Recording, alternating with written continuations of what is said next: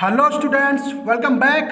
तो dear students, आ गया है एयरफोर्स एक्स ग्रुप का प्रैक्टिस सेट 6। एंड गाइस, इससे पहले हमने 5 प्रैक्टिस सेट डिस्कस किए हैं और आज है 6वां। तो गाइस, मैं आपको बता दूं, जो भी प्रैक्टिस सेट मैं आपको कराऊंगा कुछ भी इनमें से बाहर नहीं जाएगा। एग्जाम में जो भी आएगा इनसे बाहर नहीं जाएगा। तो चलिए गाइस, बढ़ते हैं आगे। तो डायरेक्शन आपके सामने 1 से 3 तक की। गाइस, वीडियो को पॉज कीजिए, अपना स्कोर खुद कीजिए, उसके बाद डिस्कस करते हैं। चलिए डिस्कस करते हैं। यस, तो डायरेक्शन है 1 से 3 तक की। कह रहा है find out the error parts in the sentences. हमें एरर पार्ट्स ढूंढने हैं। क्वेश्चन नंबर पहला,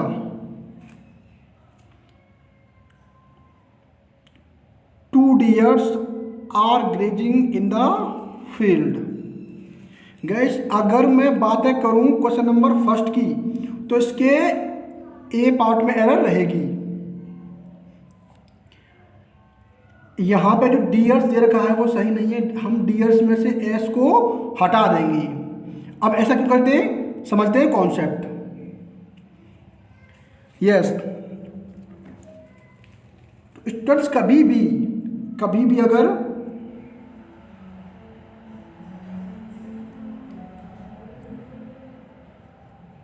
डियर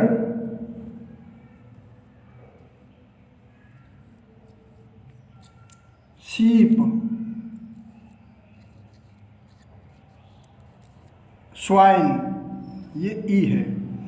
कैसे कभी भी डियर शीप स्वाइन, और हम लिख सकते हैं सीरीज, और हम लिख सकते हैं इनिंग्स।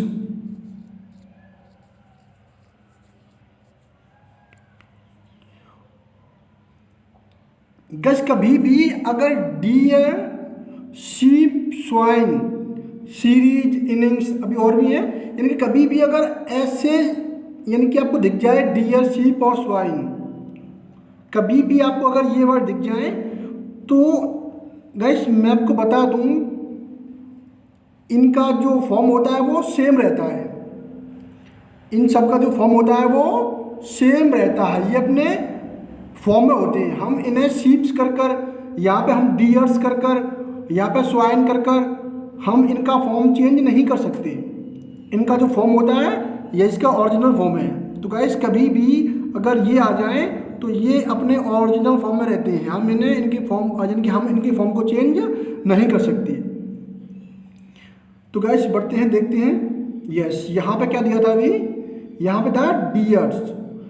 यस, हाँ, आप कहोगे 2 डियर्स, 2 हिरन।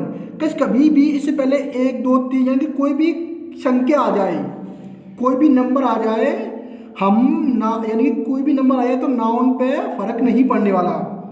1 2 3 ऐसे करके कुछ भी आ जाए, हम यहाँ पे एस नहीं लगाएंगे, क्योंकि ये इसका ओरिजिनल फॉर्म है। कभी भी हम डियर्स नहीं करेंगे, 2 डियर्स 3 डियर्स, कभी भी हम ऐसे नहीं करते हैं। इसलिए जो एरर रहेगी वो ए पार्ट में है। चलिए बढ़ते आगे। Yes, question number 2, Kapil is one of the players who. Yes guys, who, जैसा कि पहले आपको मैं बता चुका हूं, वू क्या है, एक रिलेटिव प्रोनाउन। गाइस, वू क्या है, एक रिलेटिव प्रोनाउन। तो मैंने आपको पहले भी कई बार बता दिया है कि कभी भी कोई रिलेटिव प्रोनाउन आता है, कभी भी कोई रिलेटिव प्रोनाउन आता है तो उससे पहले आने वाला नाउन होता है, उसके अकॉर्डिंग क्या आती है, वर्ब। कभी भी अगर कोई रिलेटिव प्रोनाउन आता है तो रिलेटिव प्रोनाउन से जो पहले, अब देखो रिलेटिव प्रोनाउन कौन कौन से होते हैं, वू, विच, दैट, वॉट, बट। गाइस, कभी भी, एक सेकंड में आपको अच्छे से समझ देता हूं, चलिए समझते हैं।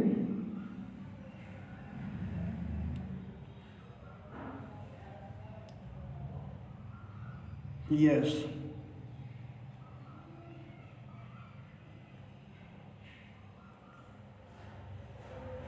कस कभी भी who which that what, guys who which that what और but, ये क्या होते हैं? ये रिलेटिव प्रोनाउंस होते हैं। कभी भी अगर वर्ब आती है तो जो रिलेटिव प्रोनाउन है उनसे पहले जो नाउन आएगा उसके अकॉर्डिंग वर्ब आएगी। अब देखते हैं यहाँ पे गाइस वो क्या है? Relative pronoun. तो रिलेटिव प्रोनाउन से पहले नाउन कैसा आ रहा है? प्लरल आ रहा है। क्या लिखा है? प्लेयर्स। प्लेयर्स में एस लगा हुआ है तो प्लरल क्या हो गया? बहुवचन, प्लरल हो गया। तो इसके अकॉर्डिंग वर्ब भी कैसी आएगी? प्लरल आएगी। तो गाइस अगर बातें की जाए क्वेश्चन नंबर सेकंड के बारे में, तो इसके बी पार्ट में एरर रहेगी। किस में रहेगी? बी पार्ट में। यहाँ पे जो हैज दे रखा है वहाँ पे हैज नहीं, हैज की जगह पे हैव हो जाएगा। रिलेटिव प्रोनाउन आ गया, उससे पहले नाउन कैसा है? प्लरल, तो इसके अकॉर्डिंग हैव आ जाएगा। चलिए बढ़ते आगे। Question number 3, no sooner had I reach the station then the train left. Guys अगर बातें करें हम क्वेश्चन नंबर 3 की, अगर हम बातें करें क्वेश्चन नंबर 3 की, तो इसके सी पार्ट में एरर रहेगी। इसके सी पार्ट में एरर रहेगी। गाइस यहाँ पे जो देन दे रखा है वो सही नहीं दिया है। देन की जगह पे हम THAN कर देंगे, क्योंकि यहाँ पे क्या दिया है? यहाँ पे THEN दिया है, तो हम यहाँ पे THAN का यूज करेंगे। गाइस अब ऐसा क्यों करेंगे तो समझते हैं। देखिए गाइस कभी भी अगर क्या आ जाए? नो सूनर आ जाए।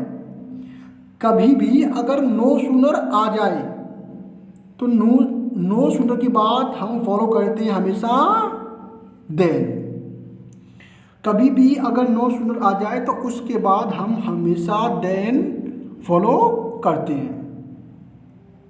और इसकी जो, हाँ एक और बात गाइस, यहाँ पे कंफ्यूज मत होना कि नो सूनर उसके बाद हेड पहले दिया है। कभी भी अगर नो सूनर आता है तो हम जो वाक्य है उसको हम इन्वर्जन कर देते हैं, इन्वर्जन में बनाते हैं। तो गाइस नो सूनर आता है तो उसके बाद हेल्पिंग वर्ब को हमेशा पहले ही लिया जाता है। तो यहाँ पे तो कोई और एरर है नहीं, ठीक है, याद रखना। तो एरर जो है वो सी पार्ट में है। और गाइस इसकी हिंदी जो निकल के आती है वो निकल के आती है, यस, इसकी हिंदी निकल के आती है, no sooner had I reach the station. ज्यों ही, नो सूनर यानी कि ज्यों ही, had I reach the station, ज्यों ही मैं स्टेशन पर पहुंचा, यानी कि जैसे ही मैं स्टेशन पर पहुंचा, देन त्यों ही द ट्रेन लेफ्ट, ट्रेन जो है वो लेफ्ट हो गई। चलिए बढ़ते हैं आगे। यस, क्वेश्चन नंबर 4, 5, 6 वीडियो को पॉज कीजिए, अपना शुरू कीजिए, उसके बाद डिस्कस करते हैं। चलिए डिस्कस करते हैं। तो गाइस अगर बात की जाए क्वेश्चन नंबर 4 के बारे में, कह रहा है choose the word opposite in the meaning to the given word. हमें क्या बताना है? अपोजिट बताना है, यानी कि एंटोनिम बताना है। तो गाइस वर्ड दिया है एडेक्वेट, हमें एडेक्वेट का एंटोनिम बताना है। तो गाइस एडेक्वेट का मतलब होता है योग्य। एडेक्वेट का मतलब होता है योग्य। अगर हम बातें करें इसके आंसर की तो इसका आंसर हो जाएगा ऑप्शन नंबर ए। हमें बताना है अपोजिट बनाना है, हमें एडेक्वेट का अपोजिट बताना है। तो एडेक्वेट योग्य और डिफिशिएंट अयोग्य। ऑप्शन नंबर ए इसका करेक्ट आंसर। चलिए बढ़ते हैं आगे। यस, क्वेश्चन नंबर 5 कह रहा है choose the word synonyms to the given word. हमें क्या बताना है? सिनोनिम बताना है। तो गाइस वर्ड दिया है एडुलेशन, हमें एडुलेशन का सिनोनिम्स बताना है। तो गाइस एडुलेशन का मतलब होता है चापलूसी। एडुलेशन का मतलब होता है चापलूसी। इसके आंसर की बात करें तो इसका आंसर हो जाएगा सी, फ्लैटरी। फ्लैटरी का मतलब क्या होता है? चापलूसी। तो गाइस बाकी के ऑप्शंस को हम डिस्कस नहीं करेंगे क्योंकि इतना टाइम हमारा ज़्यादा नहीं है, ठीक है। चलिए बढ़ते हैं आगे। हाँ, ऑप्शन क्वेश्चन नंबर 6 कह रहा है find the correctly spelled word, क्या बताना है हमें, करेक्टली स्पेलिंग बतानी है। इन चारों में से कौन सी मीनिंग जो है वो करेक्ट है। तो गाइस मैनेजेबल की हम बातें करें तो इसका सही आंसर हो जाएगा ऑप्शन नंबर बी। गाइस हमने क्या पढ़ा है, हमने पढ़ा है मैनेज, क्या पढ़ा हुआ है, मैनेज, हमने पढ़ा है मैनेज। मैनेज में क्या आता है, लास्ट में ई आता है, तो मैनेज हो गया, लेकिन यहाँ पे तो ई दिया है तो ये तो होगा नहीं, ठीक है।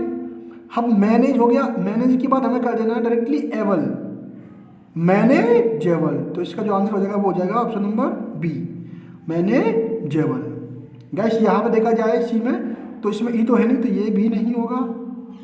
और डी में देखा जाए तो डी में केवल ई दिया है, ए नहीं दिया, तो आंसर ये भी नहीं होगा। इसलिए इसका जो आंसर हो जाएगा वो हो जाएगा ऑप्शन नंबर बी। चलिए बढ़ते हैं आगे। यस, डायरेक्शन है question number 7, question number 8। Video को पॉज कीजिए, खुद कीजिए, उसके बाद डिस्कस करते हैं। चलिए गाइस बढ़ते हैं आगे। यस गाइस, डायरेक्शन है 7 की, चेंज द नरेशन, हमें इनडायरेक्ट बनाना है। सेंटेंस है he said to me, he said to me, he said to me, comma inverted comma, let him go. तो गाइस क्या रहा है, लेट आ रहा है। एक बार जब इसकी हिंदी करेंगे हम, तो चलो इसकी हिंदी कर दे पहले। ही सेड टू मी, उसने मुझसे कहा, उसने मुझसे क्या कहा, लेट हिम गो, कि उसे जाने दो। स्टूडेंट्स हमें समझना क्या है कि उसने मुझसे कहा, उसने मुझसे क्या कहा कि लेट हिम गो, उसे जाने दो, यानी कि उसे जाने दो, कि उसने मुझे ऑर्डर दिया, क्या किया, उसने मुझे ऑर्डर दिया कि उसे जाने दूं मैं, उसने मुझे ऑर्डर दिया कि मैं उसे जाने दूं। तो गाइस सिंपल सी बात है, इसमें क्या आएगा, ऑर्डर आएगा, क्या आएगा, ऑर्डर। तो गाइस ऑर्डर एक तो ऑप्शन नंबर ए में है और एक ऑप्शन नंबर बी में है, तो इसलिए ऑप्शन नंबर सी और डी तो हमारे आंसर है नहीं। अब ऑप्शन नंबर ए और बी में से हमारा कोई एक आंसर, चलो देखते हैं। तो गाइस हमें क्या करना है, लेट के बाद हम फॉलो क्या करते हैं, लेट के बाद इनडायरेक्ट में, लेट के बाद कभी भी अगर लेट आता है, एक सेकेंड, हाँ गाइस कभी भी अगर लेट आता है तो लेट को जब हम इनडायरेक्ट में करते हैं तो हम फॉलो करते हैं टू। तो अब हमें देखना है कि टू किस में आ रहा है। तो गाइस अगर बातें करें टू की, तो टू आ रहा है ऑप्शन नंबर ए में, टू आ रहा है ऑप्शन नंबर ए में। He order me to let him go, उसने मुझे आदेश दिया कि मैं उसे जाने दूं, उसे जाने देने का। चलिए बढ़ते आगे।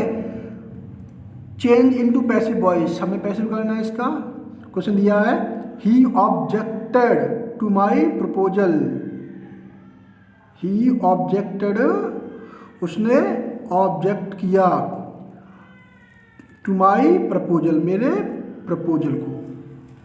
तो गाइस हमें एक चीज़ क्या समझनी है, ये ऑब्जेक्टेड में क्या आ रहा है, सेकंड फॉर्म आ रही है। तो सेकंड फॉर्म सेंटेंस कौन सा है, ये सेंटेंस जो है वो है पास्ट का इंडेफिनिट। जो टेंस है वो कौन सा है, पास्ट का इंडेफिनिट टेंस है। तो गाइस पास्ट के इंडेफिनिट में अगर बातें की जाए तो पास्ट का इंडेफिनिट जब हम उसका पैसिव करते हैं तो उसका पैसिव किससे बनता है, वॉज और वर से। बस कभी भी अगर पास्ट इंडेफिनिट आता है तो उसका पैसिव हमेशा वॉज और वर से बनता है, यानी कि सिंगुलर होगा तो वॉज, प्लुरल होगा तो वर। चलिए देखते हैं। तो सिंपल सी बात है कि इसमें वॉज और वर में से कोई एक आना है, ठीक है। तो अब देखते हैं कि वॉज वर किस में आ रहा है, ऑप्शन नंबर बी में आ रहा है, ऑप्शन नंबर सी में आ रहा है, इसलिए इसका ऑप्शन नंबर ए तो आंसर नहीं होगा और ना ही डी होगा। अब बी और सी में से कोई एक आंसर है। तो गाइस मैं आपको बता दूं कि ऑब्जेक्टेड के बाद क्या दिया है, टू। ऑब्जेक्टेड के बाद टू दिया है, जो ऑब्जेक्ट के बाद फिक्स्ड प्रीपोजिशन होता है टू। ऑब्जेक्ट के बाद जो फिक्स्ड प्रीपोजिशन आया है टू, वो हमेशा उसके साथ ही आता है, तो यहाँ भी इसके साथ ही आएगा, तो इसलिए इसका जो आंसर हो जाएगा वो हो जाएगा ऑप्शन नंबर सी, क्योंकि ऑप्शन नंबर सी में क्या दिया है, 2 दे रखा है। अगर बात की जाए ऑप्शन नंबर 2 की, तो 2 में 2 नहीं दिया है, इसमें दिया है ऑप्शन नंबर सी में, इसलिए option number see the correct answer of the question. चलिए बढ़ते आगे। यस गाइस, डायरेक्शन है 9 to 12। गाइस वीडियो को पॉज कीजिए, खुद कीजिए, उसके बाद डिस्कस करते हैं। एंड गाइस प्लीज कमेंट में बताना कि आपका स्कोर क्या रहा। चलिए बढ़ते हैं आगे। क्वेश्चन नंबर 9 से 12 कह रहा है fill in the blanks with the word given below. Fill in the blanks कर भरने में।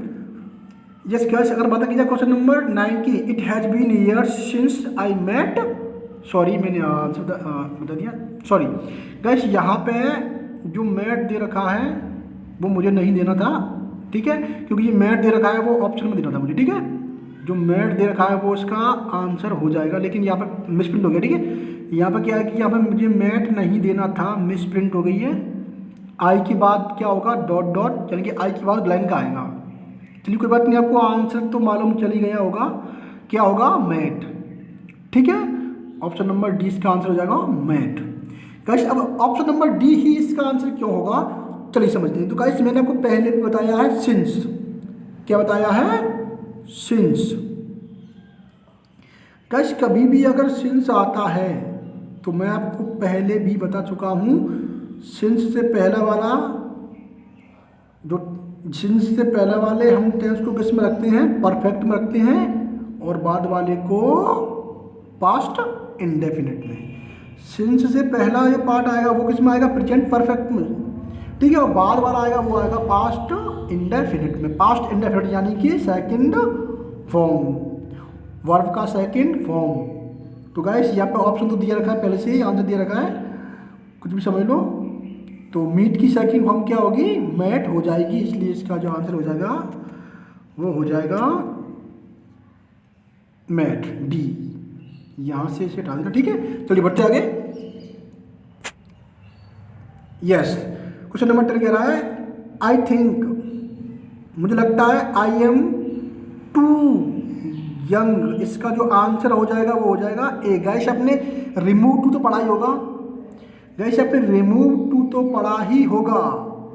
आई think I am too young to get married, क्या आएगा यहाँ पे, टू आएगा, क्योंकि यहाँ भी टू आ रहा है। रिमूव टू में क्या आता है, टू के बाद जो हम फॉलो करते हैं वो टू ही करते हैं। कभी भी याद रखना, अगर टू आ जाए उसके बाद भी टू आ जाए तो हम फॉलो करेंगे टू, हम वेरी या मच या मोर नहीं लगाएंगे। चलिए बढ़ते आगे। क्वेश्चन नंबर 11 कह रहा है ही वेंट देयर, वह वहाँ गया। गाइस एक चीज़ क्या समझनी है, वह वहाँ गया, कैसे गया, ऑन फुट, पैदल पैदल। तो ये तो बहुत सिंपल है, इसका जो आंसर हो जाएगा ऑप्शन नंबर सी, वह वहाँ गया, कैसे गया, पैदल पैदल गया। चलिए बढ़ते आगे। क्वेश्चन नंबर 12 कह रहा है आई एम ग्रेटफुल, ये गाइस फिक्स्ड प्रपोजिशन है, ग्रेटफुल के बाद आता है to, option number A. Guys grateful ये एक फिक्स्ड प्रपोजिशन है, ग्रेटफुल के बाद हमेशा टू फॉलो करते हैं, इसलिए ऑप्शन नंबर ए इसका आंसर है। चलिए क्वेश्चन नंबर डायरेक्शन है क्वेश्चन नंबर 13, क्वेश्चन नंबर 14। चलिए बढ़ते आगे। Choose the one word which can be substituted for the given word, हमें बताना है, वन वर्ड बताना है। गाइस हमें वन वर्ड बताना है। तो गाइस अगर बात करें क्वेश्चन नंबर सेंटेंस दिया हुआ है, अ प्लेस, एक स्थान, इन विच, यानी कि एक ऐसा स्थान, इन विच जिसमें, सॉरी यहाँ मिसप्रिंट हो गया है, फिर भी समझ लीजिए, एक ऐसा स्थान, इन विच यानी कि अवेयर कर सकते हैं हम यहाँ पे, ठीक है, इन विच क्या अवेयर कर दो, कोई बात नहीं। एक ऐसा स्थान जहाँ पे क्या है, सोल्जर्स, जो सिपाही जो है वो रहते हैं, एक ऐसा स्थान जहाँ पे सिपाही रहते हैं। उसे बोलते हैं हम बैरक्स। बैरक्स का मतलब क्या होता है? एक ऐसा स्थान जहाँ पर सिपाही रहते हैं। चलिए बढ़ते हैं आगे।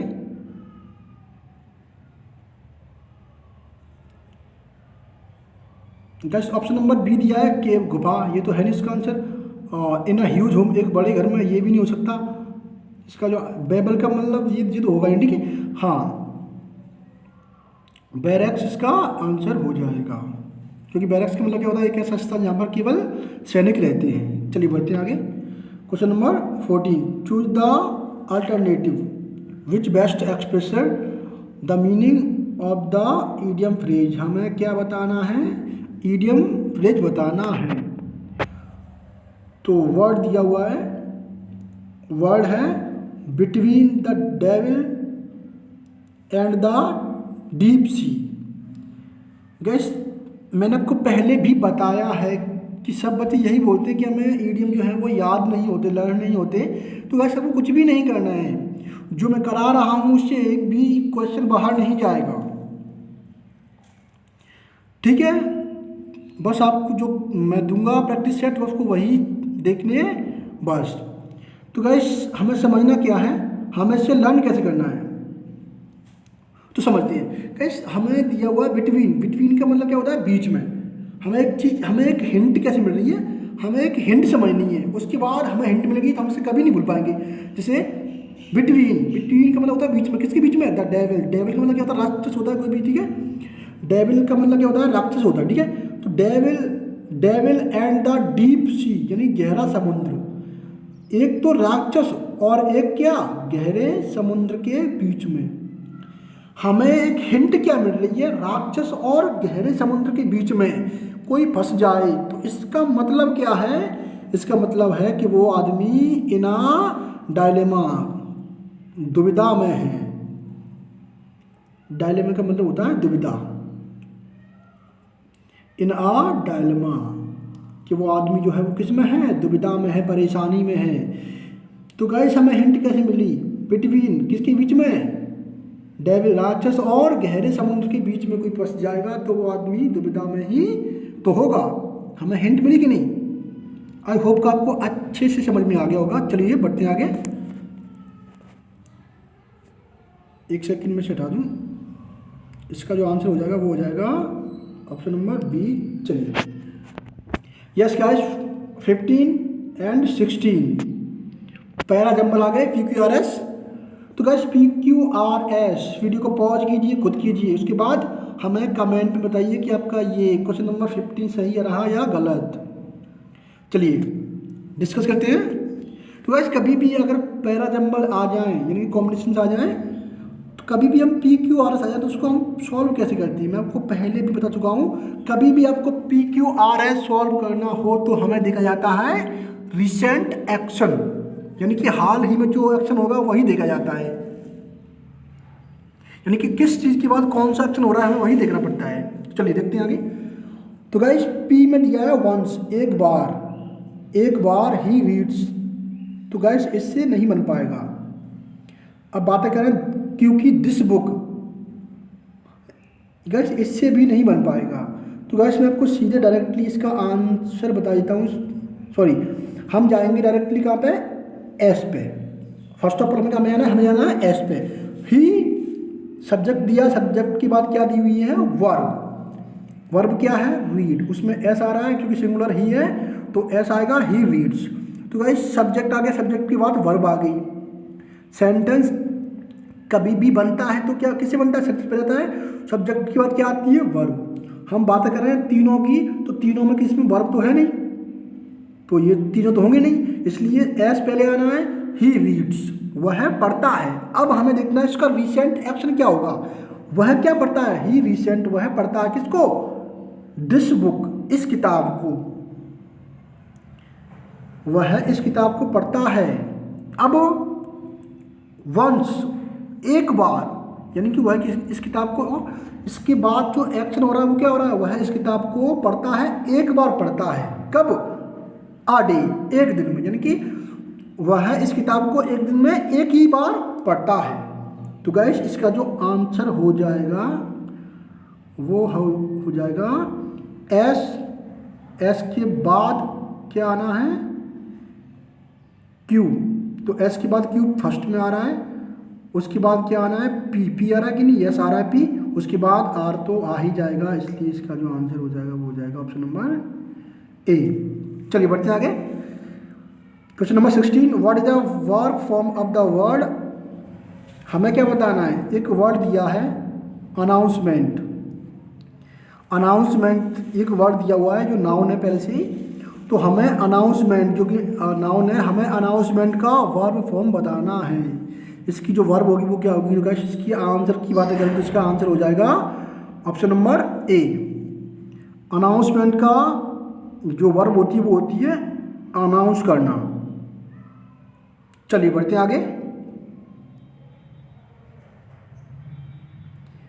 यस गाइस, पैसेज आ गया, डायरेक्शन है 17 से 20 तक की। यस गाइस, वीडियो को पॉज कीजिए, पैसेज पढ़िए, उसके बाद खुद कीजिए, उसके बाद डिस्कस करते हैं।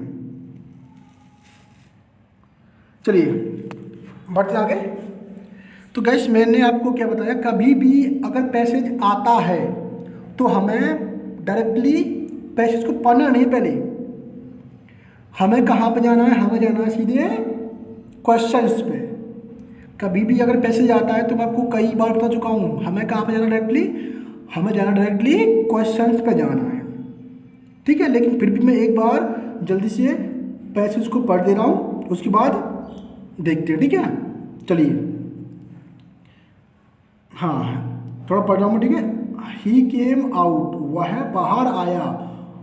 ऑफ अ स्टॉर्मी का मतलब होता है तूफानी फरवरी की नाइट, वह तूफानी फरवरी की रात में बाहर आया। ही दिया है केवल, क्या दिया है गाइस, ही दिया है, उसका नाम नहीं दिया है केवल, उसका नाम नहीं दिया है, केवल ही दिया है। अब वो कौन है वो आगे देखेंगे। He came out of a stormy February night, वह तूफानी फरवरी की रात में बाहर आया। टू लार्ज आइड, दो लार्ज आइड आइस यानी कि दो विशाल आंखों ने लुक्ड एट मी, मुझे देखा। Through the darkness of the Kevin, यानी कि केविन के डार्कनेस से, दो आंखों ने केविन की डार्कनेस से मुझे देखा। ऑफ द विंडो, विंडो की। And gleaming in the gleaming of lighting. I saw, तो मैंने क्या देखा, आई सो मैंने देखा। अ लार्ज ब्राउन, एक बड़ी, ब्राउन माने भूरी बॉडी को, तो मैंने क्या देखा, एक लार्ज, एक बड़ी भूरी बॉडी को देखा। एंड ह्यूज जॉज, एक बड़े, ह्यूज का यानी कि विशाल, बड़े, जॉ, जॉ मैंने क्या होता है जबड़ा, तो मैंने क्या देखा, एक बड़े, मैंने एक भूरी बहुत बड़ी बॉडी देखी और जबड़ा देखा। आई फियर्ड, मैं डर गया। इट वॉज अ लॉयन, कि ये क्या है, एक शेर है। आई हैड गॉन, मैं गया था। टू ब्रिटिश कोलंबिया, मैं ब्रिटिश कोलंबिया गया था। ऑन द स्पेसिस कोस्ट, मैं ब्रिटिश कोलंबिया यानी कि यानी कि पैसिफिक कोस्ट पर गया था। ऑफ कनाडा, कनाडा की, यानी कि मैं कनाडा की पैसिफिक कोस्ट पर गया था। अब क्यों गया था, टू राइट अ नोवेल, एक उपन्यास लिखने के लिए।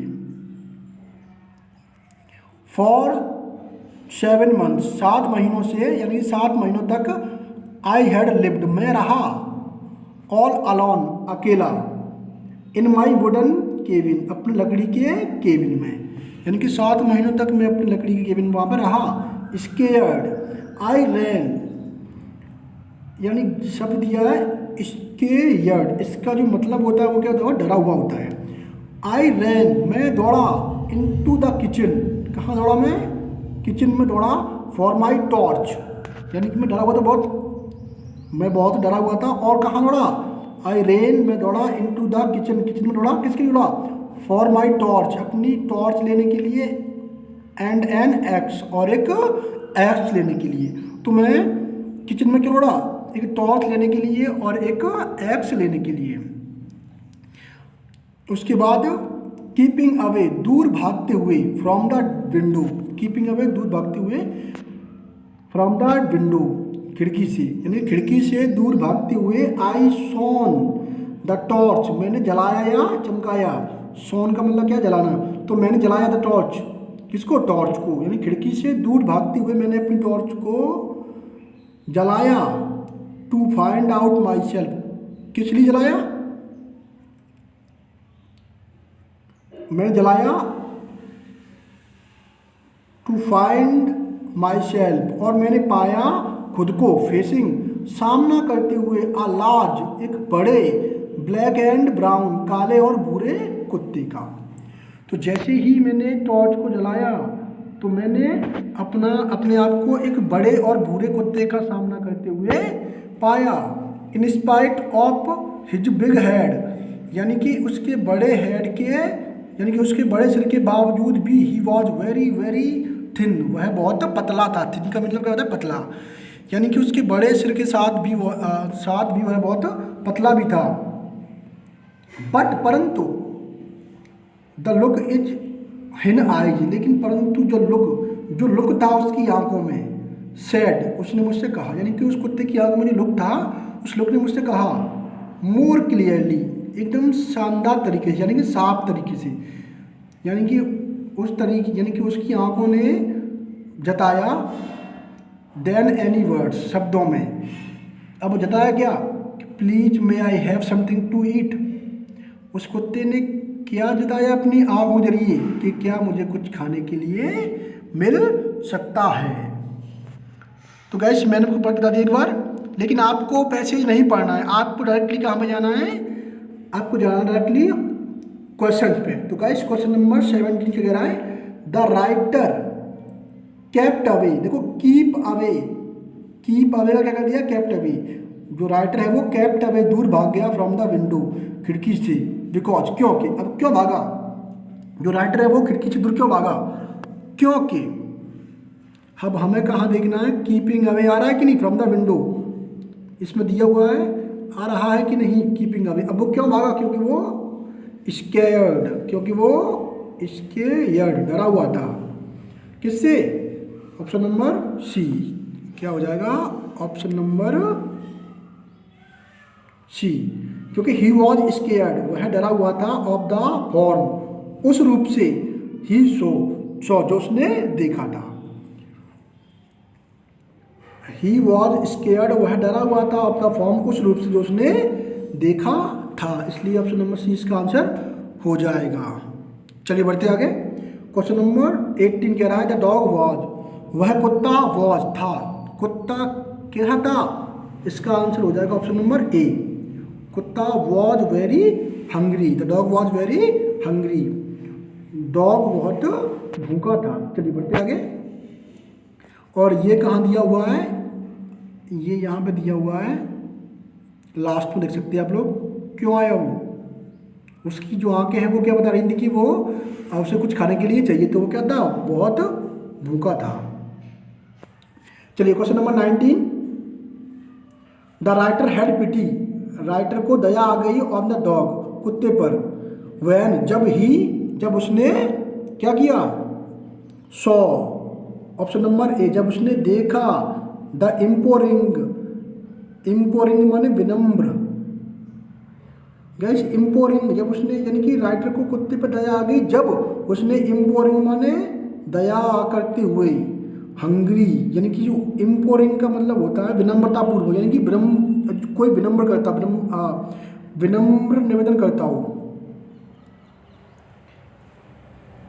तो जब उसने देखा द इम्पोरिंग हंग्री, विनम्र भूख को, look in the dogs eyes, कुत्ते की आंख में।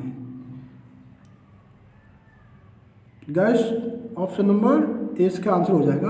गैस अगर बात करें question number option number C की, तो सी तो होना नहीं है, क्यों क्या दिया, नोटिस्ड दैट, ऐसा तो कुछ दिया नहीं है, तो ये तो होगा नहीं। बातें करें क्वेश्चन नंबर बी की, तो ये भी नहीं होगा, so that dog was very thin, भाई वो दया क्यों आई कि वो कुत्ता पतला था इसलिए नहीं आई थी, इसकी बात नहीं है, तो दया। अब बात करते हैं डी की, सो द डॉग्स बोन, उसने कुत्ते की हड्डी को देखा, जो कि शो में थ्रू इट्स कॉस्ट, ऐसा तो कुछ भी नहीं है इसमें, तो इसका जो आंसर होगा वो क्या हो जाएगा, ऑप्शन नंबर ए। चलिए बढ़ते आगे क्वेश्चन नंबर 20 की ओर, and this is the last question of the session. Guys what is the synonyms, what is synonym of scared, scared का हमें क्या बताना है, सिनोनिम बताना है। तो गाइस मैं आपको बता चुका हूँ, स्केयर्ड का मतलब होता है डरा हुआ, ठीक है। तो गाइस अगर हम बातें करें स्केयर्ड के आंसर की तो इसका सिनोनिम हो जाएगा फ्राइटेंड। फ्राइटेंड का मतलब क्या होता है? डरा हुआ। Option number C. And I hope guys आपको ये वीडियो बहुत अच्छी लगी होगी, तो प्लीज़ अपने सभी दोस्तों के पास शेयर कर दीजिए ताकि उन्हें भी इस वीडियो से कुछ हेल्प मिले। तब तक के लिए बाय बाय।